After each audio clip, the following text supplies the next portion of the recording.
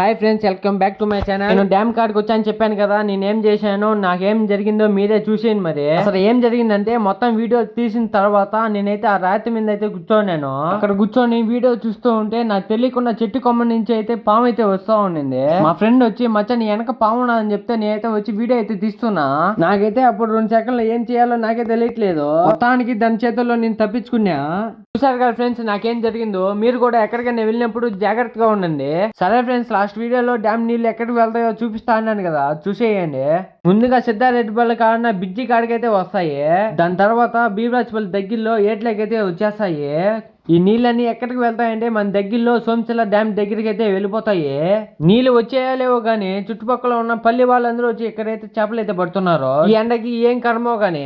ఇక్కడ చూడండి, స్కూల్ పోకుండా చిన్న పిల్లలు కూడా వచ్చారు. చూసారు కదా ఫ్రెండ్స్, వీడియో ఎలా అనిపించిందో లైక్ చేసి కామెంట్ చేయండి. సరే అయితే నెక్స్ట్ వ్లాగ్ లో అయితే కలుద్దాం.